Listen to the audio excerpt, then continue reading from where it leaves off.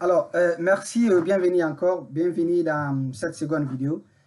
Si c'est déjà fait, si vous avez déjà installé Office, si vous avez déjà ouvert Word dans votre ordinateur, si vous avez le résumé d'affaires que TEF vous a envoyé, on va commencer à travailler sur ce résumé d'affaires pour qu'ensemble, on aille étape par étape et qu'on rédige un business plan qui sera acceptable, qui respecte toutes les consignes demandées dans ce modèle qu'on vous a envoyé.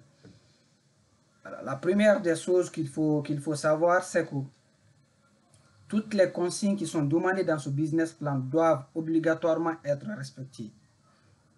Toutes les consignes demandées dans ce business plan, il faudra les respecter.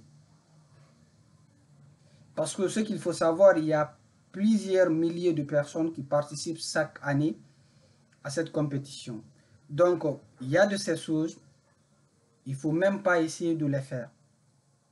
Si vous prenez la rédaction de ce business plan à la légère, les correcteurs ne vont pas prendre assez de temps, ne vont pas perdre leur temps, voilà, essayer de comprendre pourquoi vous n'avez pas respecté les consignes demandées. Ça va vous donner, voilà, ça va pousser les correcteurs à vous éliminer directement. Il faudra au préalable mettre en tête que toutes les consignes qui sont demandées dans ce business plan, vous devez les respecter. Il faudra obligatoirement respecter toutes les consignes. Ça, j'insiste là-dessus parce que c'est très important. Très important. Beaucoup de personnes dans la rédaction du business plan auront beaucoup d'informations à mettre sur le business plan. Mais malheureusement, dans ce modèle qu'on vous a envoyé, sur chaque partie, il y a le nombre de mots qui est demandé, qu'il faudra vraiment respecter. Par exemple, quand on descend un peu en bas, par exemple ici, dans problème et solution, tout ce que vous devez mettre ici ne doit pas dépasser les 150 mots.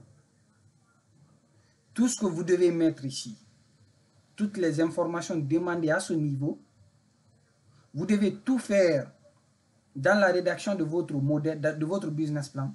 Vous devez résumer à tel point que les informations que vous allez demander, le nombre de mots ne dépasse pas les 150 mots. C'est très important.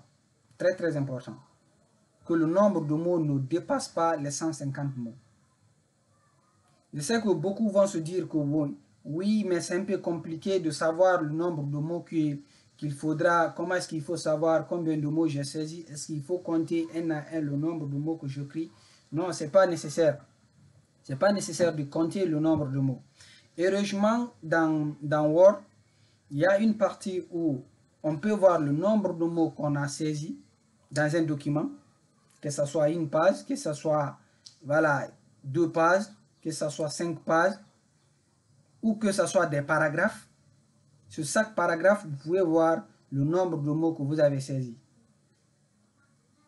Donc, on va ouvrir une nouvelle page ici, Word, sur laquelle on va travailler.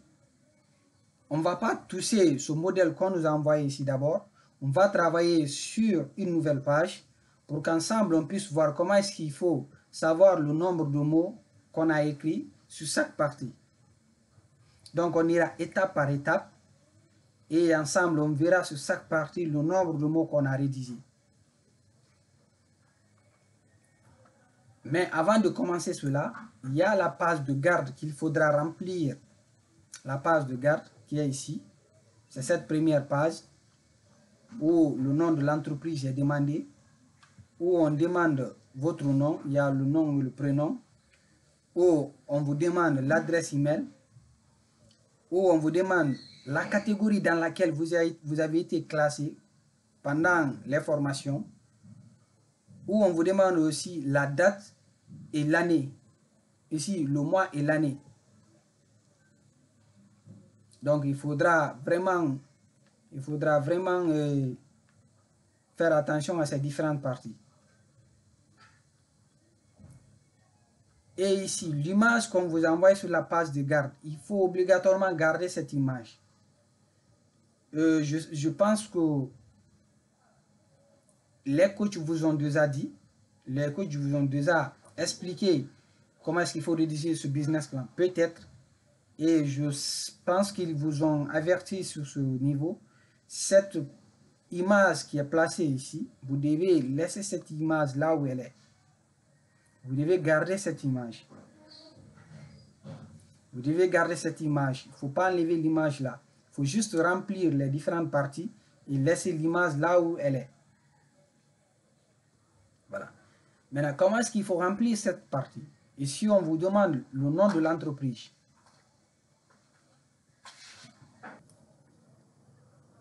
Voilà. Pour voir comment est-ce qu'il faut remplir cette première page, je vais vous montrer le modèle que j'avais envoyé l'année dernière pour la compétition.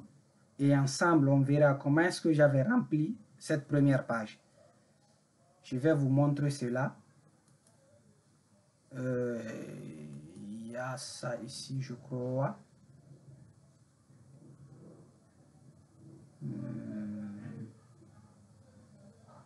Minutes. Ok, non. Okay. Je vais ressortir. Ensemble, on verra comment est-ce que j'ai rempli l'année dernière le modèle qu'on nous avait envoyé. Voilà. Ok. Maintenant, voici la première partie qu'il faut savoir. Premièrement, vous devez mettre le logo ici. Je vais essayer de réduire pour qu'on mette ensemble les deux images et on verra comment est-ce qu'il faut les remplir. Les deux fichiers sont là. On va les mettre côte à côte. Voilà. Maintenant ici, à l'angle, ici, vous devez mettre le logo de votre entreprise. Si vous avez déjà créé l'entreprise, si vous avez un logo, vous devez mettre ce logo ici, à l'angle ici. Vous devez mettre le logo à droite.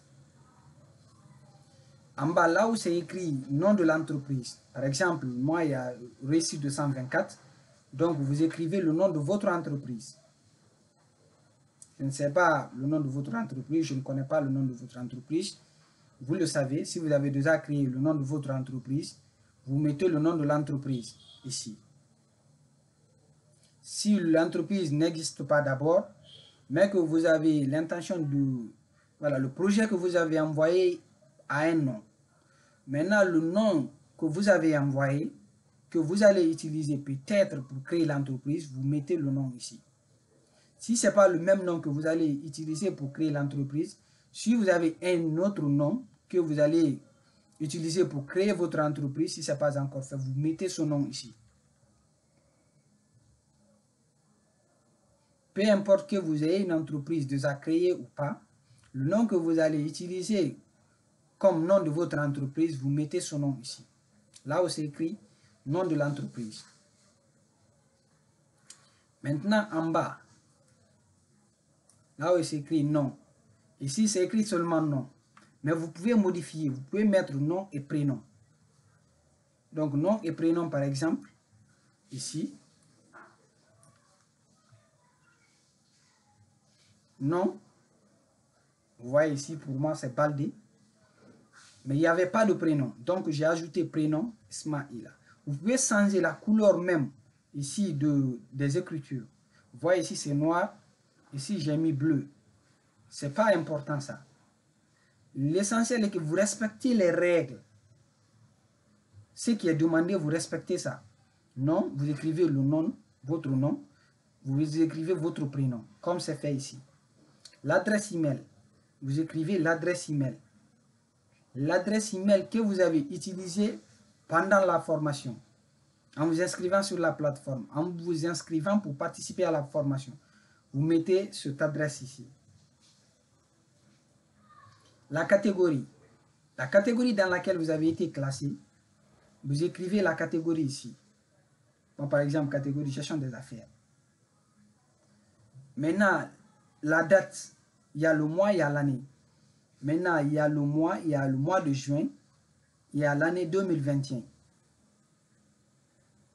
vous mettez ça ici. Le mois et l'année, vous mettez ça ici. Ça, c'est au niveau de la première page. Comment est-ce qu'il faut remplir la première page? Je vais revenir pour vous expliquer encore. Ici, à l'angle, vous mettez le logo. Vous mettez le logo à l'angle, le logo de votre entreprise.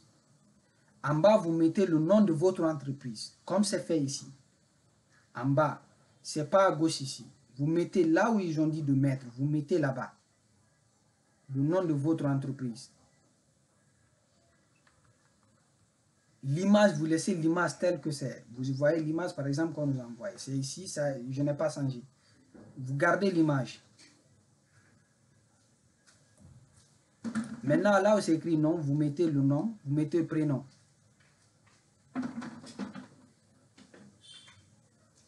Là où c'est écrit adresse email, vous mettez votre adresse email que vous avez utilisée pour participer à la compétition. Catégorie, vous mettez la catégorie dans laquelle vous avez été classé. L'année, vous mettez le mois et l'année. Là où c'est mis date, mois et année, vous écrivez le mois, vous écrivez l'année. Voilà. Je pense que ici c'est clair. Ici c'est clair.